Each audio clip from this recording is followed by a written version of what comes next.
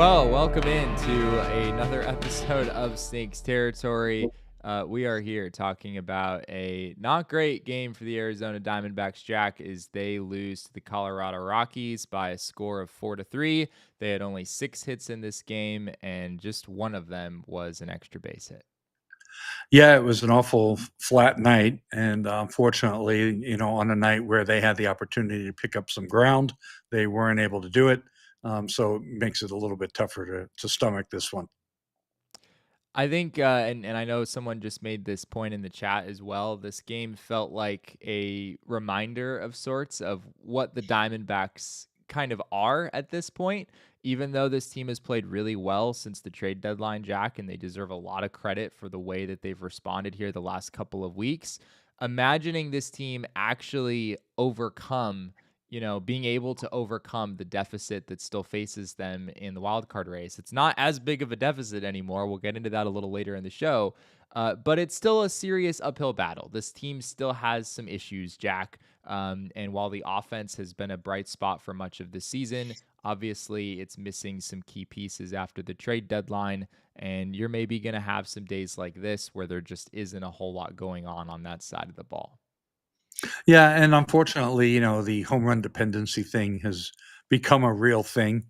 I mean, earlier in the year, they were just hitting so many home runs that, yeah, a high percentage of their runs were coming in via the homer. But it really does seem like, if they don't hit a couple of home runs, they're not scoring more than 2 or 3 runs. Period. They're just, that one game against the Rockies where they had was it 9 hits with 2 outs? That was certainly the anomaly here, I think. The Diamondbacks in this game ultimately come away with 3 runs altogether. As I mentioned earlier, it was just 6 hits, just 1 extra base hit, which was a double by Lourdes Gurriel Jr. They had some opportunities, Jack. I think they finished 2 for 6 with runners in scoring position. So technically, that's pretty good. But when you don't really slug at all, it's just going to be hard to win a game at Coors Field. And the Diamondbacks just really were not able to do that in this game, especially against the Rockies bullpen. They scored 3 runs in 5 innings of work against Tanner Gordon, but they struck out 8 times, Jack, against the Rockies bullpen in the last 4 innings. And I do have to say, the Rockies bullpen is better than people think it is. They do have some young, pretty impressive weapons at the back end there. Victor Vodnik is coming out throwing 99 miles an hour with a 93-mile-an-hour changeup in the 9th inning. But at the same time, the quality of at-bats in those final few innings was not what you would want. Well, all 10 of their strikeouts tonight were swinging. And there were a lot of middle pitches from both Gordon and even several from that reliever core, and they just couldn't connect. I mean, they swung through a lot of very hittable pitches. They just missed. Bob Brenly said something right at the end of the broadcast, which I thought was really interesting. Yeah. And it's certainly something that, we're going to need to monitor a little bit more, at least during the home games, which is if they don't take batting practice on the field, if they just do cage batting practice, they seem to come out really flat and it doesn't translate on the field. And so that, is something to keep an eye on. I couldn't attest how actually frequent that is, but, Bob sees enough games that it's certainly something that we need to follow up on and figure out. That one is always tough for me, Jack. We do hear that sort of thing brought up from time to time, but I seem to remember back in 2023 there was a time when the D-backs were really struggling, and Paul Sewald recommended to Torey Lovello that the D-backs not hit on the field before a particular game. And he looked like a genius, and the offense suddenly woke up, if I'm remembering this story correctly. So I feel like it kind of goes both ways. I don't want to discredit what Bob Brenly is saying. He knows more about that sort of thing than I do. But I think it also can just be sort of a coincidence sometimes where, your offense can fall flat on a day where you don't hit on the field, and correlation and causation, not exactly the same thing there. Yeah, well, I mean, that whole Seawald thing, that got way overblown. I think it was actually like one game where that happened, and he looked like a genius, and it was just a camaraderie thing. But, it's not a formula for success, and it wasn't something that they were able to actually repeat based on, that type of input. So I kind of discount that one a little bit. It's just everything sounds better because they went to the World Series that year. That's fair. Looking at some numbers from this game, Jack, Brandon Pfaadt, 6 innings pitched, 8 hits, 4 runs, 2 walks, 4 strikeouts. I thought it was good to see him battle in that 6th inning and find a way to finish 6 innings. It was a long 5th inning for him, and he was able to come back out for the 6th and actually throw a pretty quick inning. I think it was 13 pitches, something like that. But on the whole, Jack, just kind of a weird day for Brandon Pfaadt, and not all that dissimilar from what we've seen from him recently, where he's giving up a whole lot of base hits. He gave up 11 hits to the Rockies in his in an outing recently, and that's just kind of the pitcher that Brandon Pfaadt is right now. He's not striking out a whole lot of guys. He's pitching to contact, and he's done a decent job working around a lot of the traffic that he's had on bases, but still 4 runs in 6 innings today. Not really a great outing for him overall. Yeah, I mean, 19 hits in his last 11 innings. Not what you want. He's only walked 2, but he's only struck out 6. Yeah. So just too many hits. Not enough swing and miss. He really, he backed away from using the cutter, which is a little mystifying to me. He was actually having so much success with that pitch. It looks so good on paper. Both results, with the results he's getting on it, both the actual and the expected were really good. So I don't know why he's backing away from that, and it's not fitting into their game plan. I mean, it felt like he gave up a couple of hits on the cutter in the last start, and he's just given up on it. Yeah, I don't really know what to make of that either. We've seen Pfaadt lean a little bit more on the changeup here in recent days. He threw a few good ones in this game. That pitch has been largely inconsistent for him this season, but he got 2 whiffs on that pitch in this game. So yeah, I mean it's just been this is kind of the pitcher that Brandon Pfaadt has been in 2025. Jack, a guy who is not walking batters. He had just 2 walks in 6 innings. That's totally fine.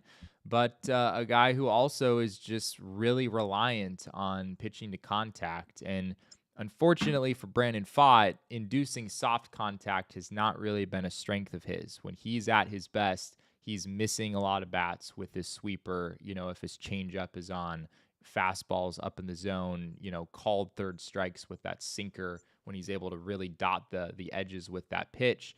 And that's just not really the guy that we've seen, at least for most of this 2025 season. Yeah, well, I mean, pardon me. Look, he's what I refer to as the Glendon Rush All Stars. And I'm dating myself here. There was a pitcher named Glendon Rush who usually had pretty good strikeout to walk ratios, always seemed to end up giving up more runs than his, FIP and XFIP and expected stats would indicate. And unfortunately, that's what Brandon Pfaadt's been. His five plus ERA for his career, 4+ FIP. At some point, that underlying peripheral magic has to actually catch up and help him limit runs in actual fact. And we're 3 years into his career now, and he's a 5 ERA pitcher, who's not getting better. So, did they extend the wrong guy? That's a question for another day.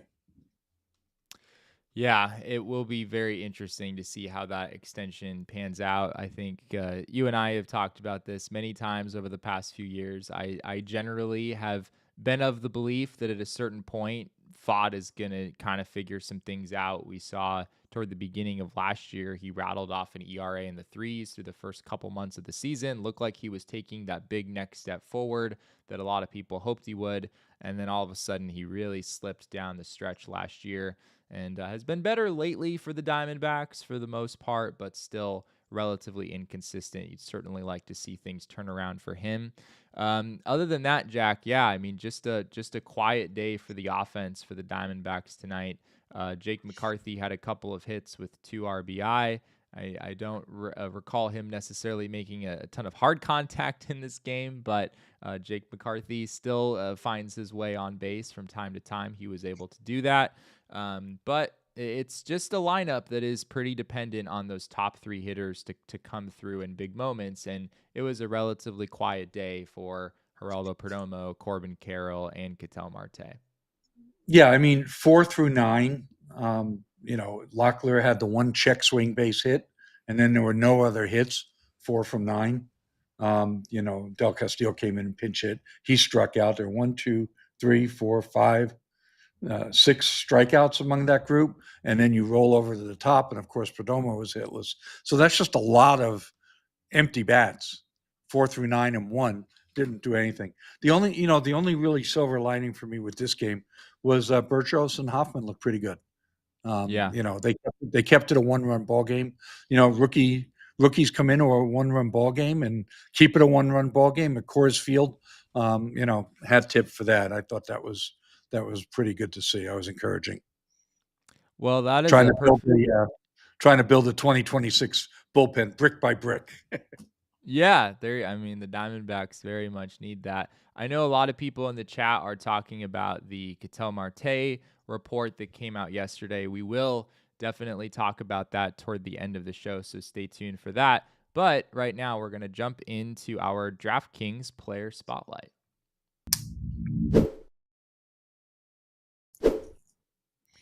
Well, Jack, you alluded to it. Andrew Hoffman and Juan Burgos have looked pretty good for the Diamondbacks in the bullpen. The few innings that we've gotten to see from those two in a D-backs uniform so far, and going into 2026, that could be pretty important for this team. Yeah, there's something about Burgos that I like, and this is not an analytical comment. He just seems to have moxie. I kind of like his mound presence. Um, Even he gives up a walk, but he just goes right back after the next hitter. Um, he just seems to have a little bit in him where, if he figures out a little consistency with the strike zone, I think this guy could really be a high leverage reliever going forward, whether that's a closer or just a pretty reliable 8th-inning setup man. I mean, he's got good stuff, but he's mixing that stuff with, to me, looks like some real ability to get after guys, and he doesn't back down. I thought this was an encouraging outing for Andrew Hoffman as well, Jack. Not so much because he looked dominant out there, but because he pretty clearly didn't have much feel for his changeup at all. And yet he was still able to throw a pretty quick inning, just 13 pitches. And I think that's going to be really important for him as he adapts to the major leagues. Is what does it look like for you when you don't have your best pitch? Are you still able to lean on your four-seam fastball to get some outs? And granted, this is the Colorado Rockies, so you always have to take these things with a grain of salt. But that fastball was pretty effective. He got a swing and miss for a strikeout, and then he induced a soft ground ball to get out of that inning. Right. Yeah. I mean, again, a rookie pitcher coming into a situation and getting through it very quickly. It's a tough ballpark. Yes, the Rockies, even at home, are not a great lineup, but this is exactly what you want to see. These are the building blocks of the 2026 bullpen. Well, if you have never bet on baseball before, it is easy with our friends over at DraftKings Sportsbook. New DraftKings customers bet $5 and get $150 in bonus bets instantly. And yeah, if you have not partaken up to this point, you absolutely should. And Jack, I know that you have a pick in mind for our listeners and our viewers, not involving a Diamondbacks player, but a player that I think does deserve to be part of our DraftKings player spotlight because people still don't sing the praises of Jose Ramirez nearly enough. Yeah, I mean, look, he's obviously going to be an underdog here at plus 10,000, to win the MVP. As far as everyone's concerned, that's Aaron Judge's to walk away with. But there's a window here where A, the Yankees don't make the postseason, and B, Judge gets hurt again in his season. I'm not rooting for injury, but I mean, it happens. The guy's somewhat injury prone. He's already missed time already this year with an elbow injury. If that thing flares up again and the Yankees don't make the playoffs and somehow the Guardians get in, Jose Ramirez is having an MVP quality season once again. And he could be a very big sentimental vote if the Guardians make it in and he continues hitting around 300 with power and he's stolen 35 bags, who knows, he may close in on 50 and get close to that. 30-50 season, batting 300 and, getting his team into the playoffs. I mean, he's a really interesting pick here. So that's, as you guys have probably figured out by now, I kind of like the underdog and the long shot picks, where you don't have to put a lot of money down on this to maybe get a big payoff. So Jose Ramirez is the guy I'd lock in. AL MVP plus 10,000. Do you think Jose Ramirez is the most underrated player, Jack? Is he sort of on that in that? I guess Ketel Marte, who we're obviously about to talk about, certainly would also be in that conversation, and rightfully so. Yeah, absolutely. I mean, Jose's been for the most part healthier and probably a little bit more consistent over a longer period of time, whereas Ketel probably has a couple of seasons in there that are at least as good, if not better, than Jose's best. But Jose Ramirez is a great player. I think he's on a Hall of Fame track, and he's the type of guy that this could be, like I said, a sentimental year where voters look at it and say, you know what, it's his turn. He's been so close. He's I have to look up how many times he's finished in the top 5 or 10. Yeah, he's I don't know if he's quite as underrated as maybe people talk about him being, because I feel like people talk about him being underrated kind of a lot now. Like the secret is sort of out with him. But I just love watching Jose Ramirez play. He's got 7 top 10 finishes, including a 2, a couple of 3s, a 4, a 5, and a 10, and a 6. Right? He's got 7 top 10 finishes in the MVP voting. It's kind of his turn, Really, he's at 25 homers, 35 stolen bases. That's coming into tonight, and was batting 298. So, I think that he could be a sentimental favorite for a lot of voters who feel like, okay, it's his turn, and if the Guardians get in and the Yankees don't, that could be a swing point. I mean, more and more of the voters are less dependent on teams making the postseason for their pick, but it still matters somewhat. Yeah, well, there you go. I mean, at plus 10,000, you're talking about making some pretty serious money potentially if that pans out for you. So, download the DraftKings Sportsbook app and use code FOUL. That's code FOUL for new customers to get $200 in bonus bets instantly when you bet just $5. Only on DraftKings. The crown is yours. Gambling problem? Call 1-800-GAMBLER. In New York, call 877-8-HOPE-NY or text HOPE-NY at 467-369. In Connecticut, help is available for problem gambling. Call 888-789-7777 or visit ccpg.org. Please play responsibly on behalf of Boot Hill Casino and Resort in Kansas. 21 and over. Age and eligibility varies by jurisdiction. Void in Ontario. Bonus bets expire 7 days after issuance. For additional terms and responsible gaming resources, see dkng.co/audio. Well, we are back here on Snakes territory to discuss what has been a fairly significant story in the Diamondbacks world here over the last 24 hours or so. Our good friend Nick Piecoro, who was on our show just a couple of days ago, he published a story on Thursday about Diamondbacks star second baseman Ketel Marte. And there were a few lines in here, Jack, that very much stood out, but I will read one of them. It says, for the past month, teammates and others in the organization have quietly grumbled about Ketel Marte's propensity to ask for days off. They were frustrated by the time off he requested following the burglary of his home, with some believing his departure around the All-Star break set in motion the collapse that led to the Diamondbacks trade deadline sell-off. Of course, this story has been the subject of quite a bit of controversy for a variety of reasons, Jack.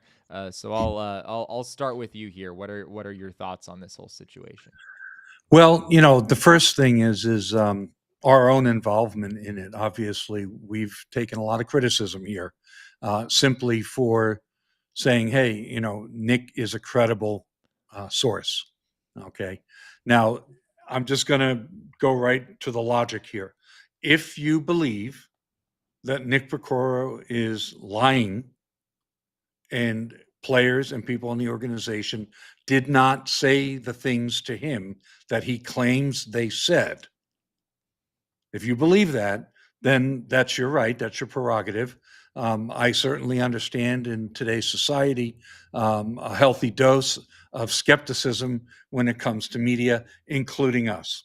Okay. But all I can say is I've known Nick for over 20 years. I've worked alongside him in that press box since 2018. He is the guy that we know has more access and more inside information than any of us. And he's very circumspect about how he uses it. Now, I do believe that there is a factor here that is very much shoot the messenger going on. Look, this was not a comfortable story. This is not something anybody wanted to see or anybody wanted to read. But to say that this is unsubstantiated, yes, Jeff, I am talking to you because you've used that phrase on 20 different places. We Okay? love Jeff, though. Yeah, we're friends, buddy, but we're allowed to talk back too, right? And to say that this is unsubstantiated, I'm not sure what you're saying there, but either you think Nick is lying or you don't. Now, if you're uncomfortable with anonymous and unnamed sources, I understand that too, because that's a power that journalists have to use in certain situations. And it's been misused in many situations in various walks of life. So I'm not going to debate the ethics on that simply because it is a normal practice to use it in certain circumstances. Now, was this a justifiable circumstance? Jesse, I know that you spoke about this, last night over on our friends over at PHNX, and I'm going to let you kind of verbalize that for yourself. Yeah, I mean, the reality here is that certainly having players on the record with their names is always going to be the preference, right? That's always what you're shooting for as a journalist, but it isn't always possible. And this is a situation where I think it's pretty clearly impossible. No player in the Diamondbacks clubhouse is going to go on the record and let any reporter use their name when they're pretty clearly criticizing one of their teammates, right? It's just not a realistic expectation. And if you think the story shouldn't have run because of that, I don't really understand that perspective, frankly, because this is still clearly newsworthy information. As Jack said, I could understand some skepticism about like, all right, if is this just hearsay? Who are these players? Can I really believe this if I don't have names on it? Because of the respect and trust that we have for Nick Piecoro and the fact that both Jack and I know him very well and know that he is not a gotcha journalist. He is not the type of guy who publishes stories like this all the time to try to, just stir up controversy within the organization. That's just never been who he is as a reporter. So I mean, everyone, I guess, is entitled to their opinion in that regard. But as someone who knows Nick, I just don't even think it's possible. Nick is not making up he's not making up these opinions that have been shared with him. He just is not at liberty to say who those opinions came from for a totally legitimate reason. But it doesn't mean that the story is not credible or that it isn't newsworthy. I think it is still absolutely both of those things. The other thing I'll say real quick, Jack, is that none of us are saying that you have to like what is being reported, that Diamondbacks players don't have not liked some of Ketel Marte's ways of going about his business, right? And those players, even though they were not willing to put their names on the record, they were still willing to have their information used on background for this story. And so if anything, I think you maybe could be critical of some of the players for being willing to participate in something like this, even to this level where they're still mentioned anonymously. Right. Exactly. Pardon me. Again, I think some of the anger at the whole situation is a little misdirected, right? I mean, this is not a story that was created by Nick or by Jesse or by me.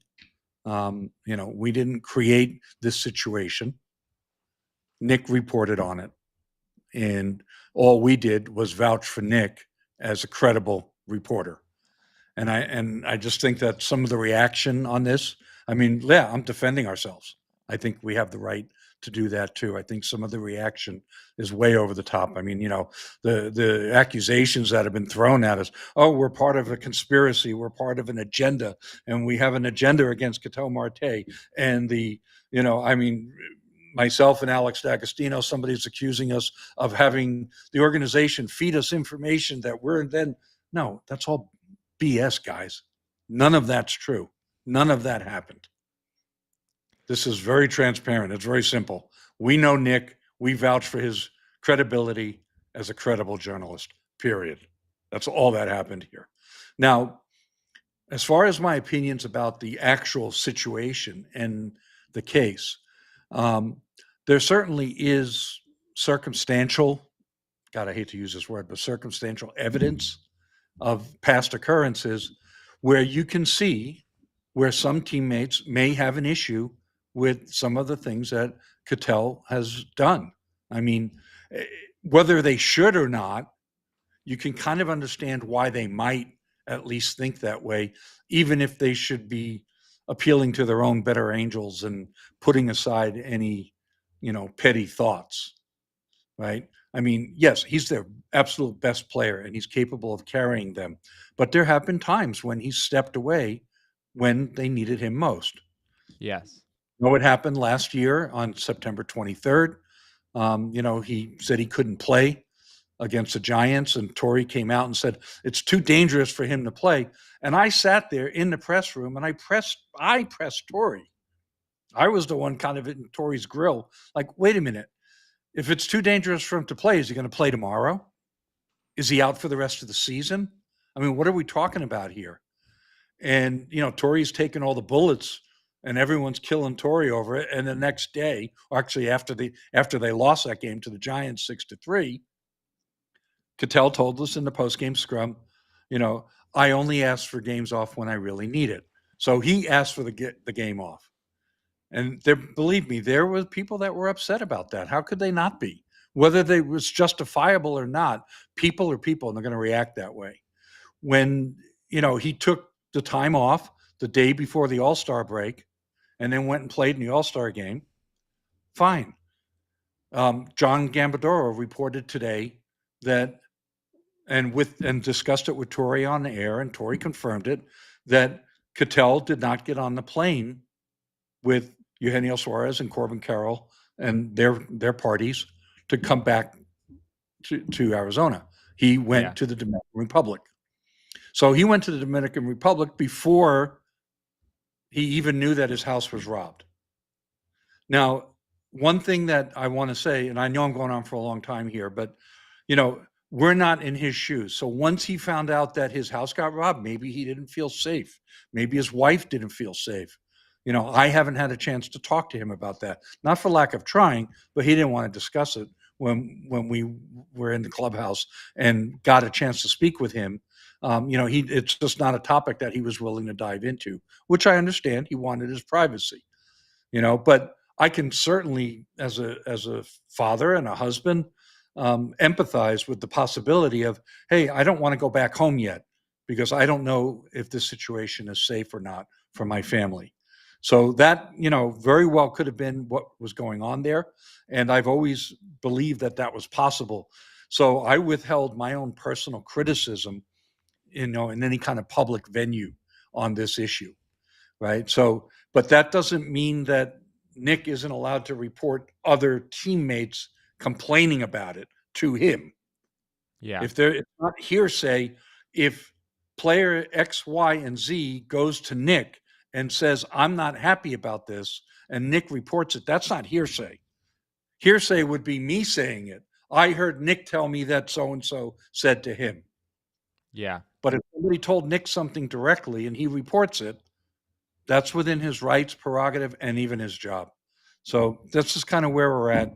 Hopefully it all blows over. I really want this whole thing to go away. I don't want to see or hear of it anymore. I want to be hand washed of this entire thing. Yeah, behind the scenes, I had to like drag Jack into even being willing to have this conversation. Because and I mean, I don't really want to have this conversation either because it's kind of silly in a lot of ways. The story is what it is. It ran, and people feel about it how they feel about it. I think the timing was a big part of why this story got such a negative reaction because Ketel Marte. I know it's not really possible to single-handedly win a baseball game, but Ketel Marte, it felt like single-handedly won the Diamondbacks back-to-back games against the Texas Rangers. And then this story was released pretty much immediately after that, right? And so at a time when D-backs fans are feeling more and more proud, as proud as ever of Ketel, and rightfully so, there's a journalist who writes a story with some pretty negative things about him. But this isn't as you're saying, Jack, this was not a hit piece, right? This was not trying to mislead people into thinking a certain way about Ketel, or even Nick expressing an opinion of his own about Ketel.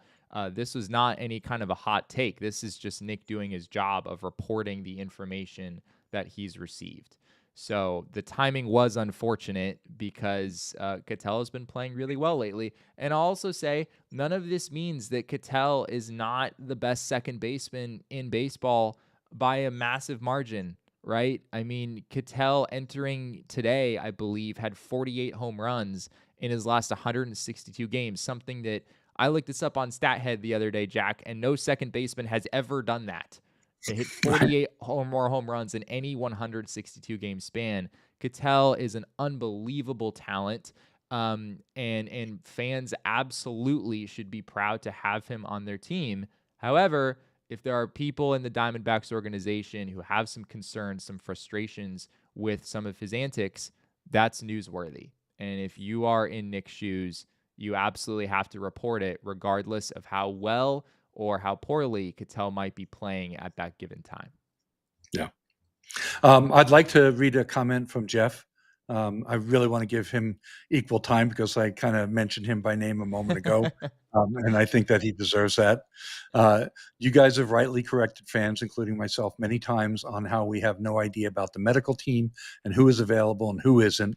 Why is this also not true for Ketel? It's absolutely true for Ketel. I agree, Jeff. Keeping him healthy is the right thing to do. And I've defended many, many, many times giving him time off to keep him healthy. Like, this is what he needs. Then that's what has to happen. This All-Star game situation was different, though. This wasn't the medical team saying he needed time off. This was Ketel not telling the team he was going to the Dominican Republic. And Torrey didn't know that Ketel wasn't going to be available to play until Friday of the first game after the All-Star break. Okay, that's just a fact. Torrey said that today on the radio, point blank. I didn't know. So that made this situation different and more sensitive. So I just want to differentiate the times off needed to let his body heal versus what happened at the All-Star break. Not the same things. And again, like I said, maybe he, the point is that he planned on going to the Dominican Republic and taking a couple days off without even knowing that his house was about to be robbed.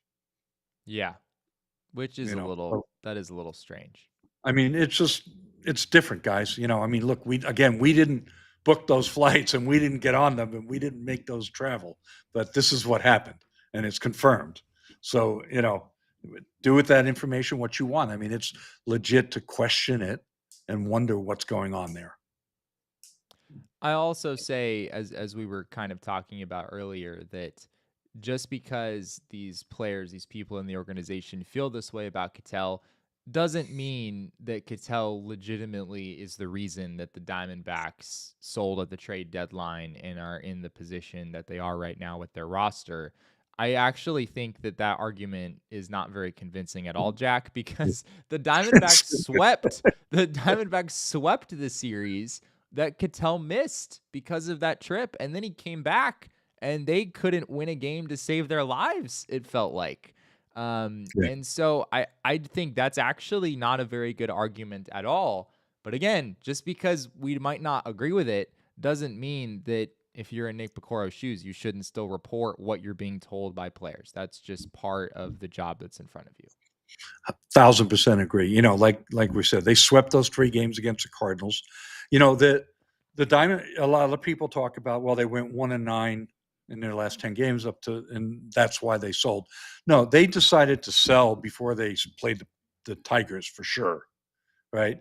Basically, they were pretty much in sell mode. Then they came out and they swept the Cardinals, and it was like, okay, let's see where this goes. And they held off on any moves for a little bit, and then they got swept by the Astros. And at that point, it was go time, and they were negotiating their deals. They won the first game against the Pirates. They lost the next 2. And then the day after that, Josh Naylor was gone and the dominoes started to fall.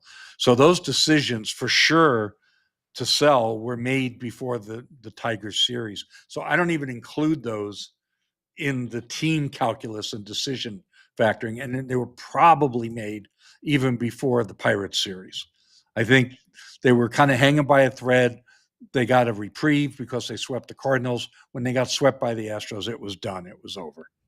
Yeah. I'm glad you pointed that out. Well, we won't beat that story to death any more than we already have. But I do think it's worth noting, Jack, that despite all of this chaos that is happening right now and the fact that they just lost a game to the Colorado Rockies, the Diamondbacks are more in the postseason race than I anticipated them being possibly ever for the rest of the season. Even after the loss today, they sit at 4.5 games out of the third NL wildcard spot, in large part, Jack, because the New York Mets are really struggling right now. The New York Mets, Jeff Passan tweeted this earlier, they started the season 45-24, and they are 19-34 since then. Only the Washington Nationals have been worse since then. So the New York Mets went from one of the best teams in baseball to one of the worst. And it's why, even though that 4.5 game deficit, Jack, is still quite large with a month and a half to go, especially because there's a few teams still separating the D-backs from that spot.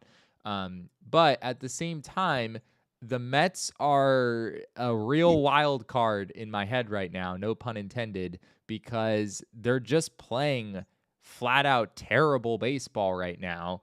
And I don't know, like, could the Mets just continue to be terrible the rest of the way, or at least not very good at all, and really lower the threshold that it takes to make the postseason?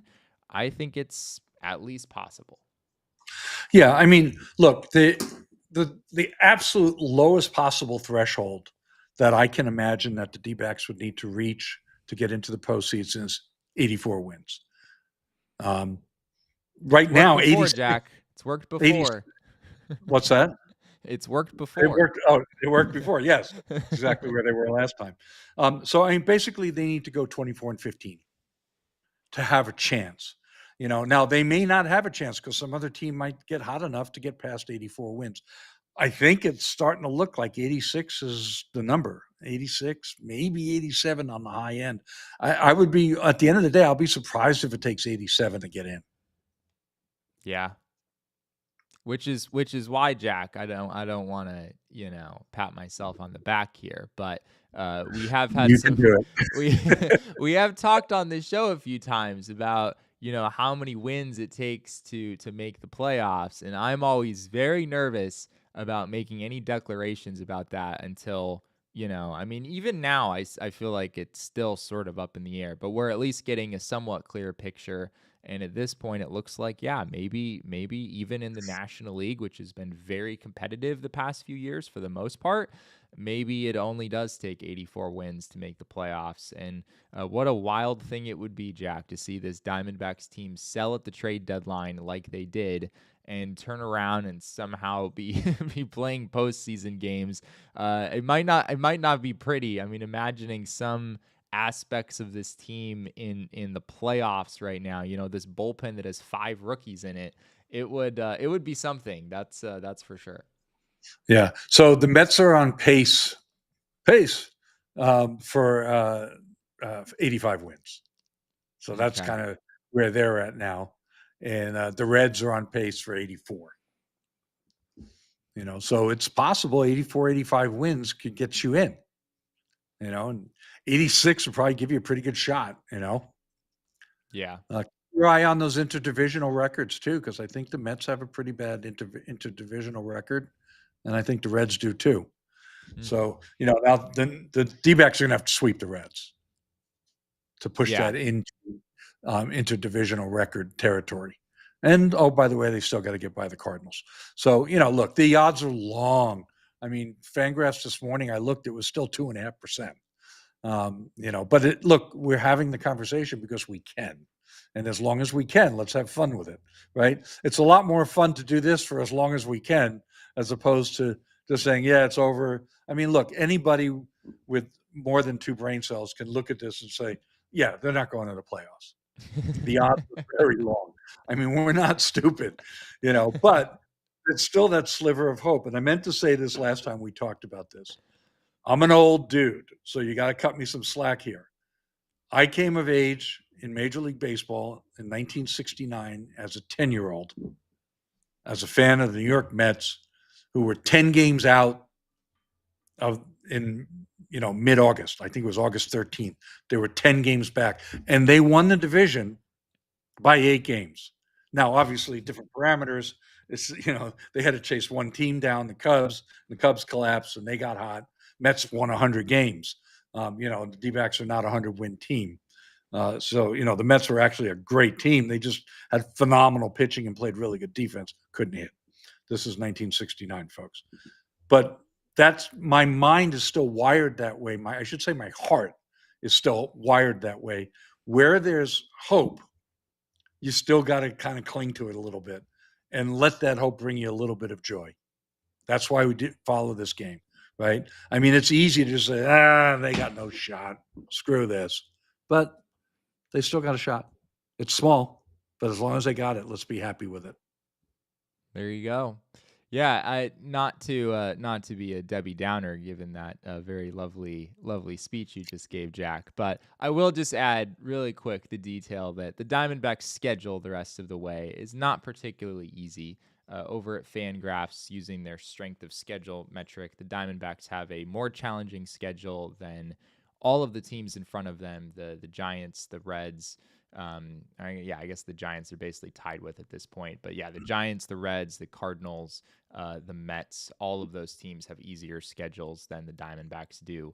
They really need to take advantage of the rest of this weekend against the Rockies if they can get out of Colorado with 3 out of 4.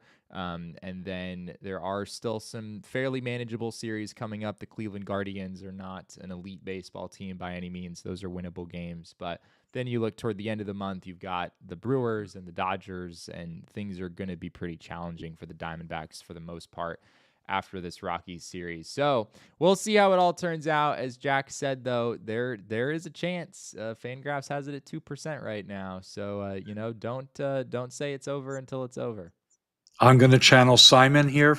Ultimate fantasy mode. Padres take first in the NL West. D-backs take wild card. Dodgers miss playoffs. There you go. It's possible, Jack. I mean, don't knock it. I mean, who's to say at this point? Well, that's crazy though. So the Mets were 10 games out in mid-August. So this would be like the Diamondbacks being 10 games out right now and finishing 8 games ahead in a month and a half. Yeah, it was absolutely nuts. That's crazy. Well, you can't predict baseball, as they say, so we'll see what happens here over the next month and a half. We will be here to see it alongside you, as there's 2 of me on the screen, which is awesome. There we go. Well, thank you all for being with us on this episode of Stinks Territory. We really appreciate your time on this Friday night. And as always, we'd really appreciate it if you would drop a like on this video and subscribe to the channel if you haven't already. Also, if you're watching us after the fact, we'd love to hear from you in the comments, and shout out to everybody who's been in here throughout this live stream. We see all the comments coming through. We love and appreciate each and every single one of you. If you haven't followed us on social media, you can also be sure to do that. I am at Jesse N. Friedman over on Twitter. Jack is at ShoeWizard59, and our show is at Snakes Territory. Jack does great work covering the team at si.com/MLB/Diamondbacks, so you can find his work as well as the work of Alex D'Agostino over on that website. Be sure to do that. Thanks again to all of you for being with us. We really appreciate it, and we'll be back with another episode of Snakes Territory very, very soon.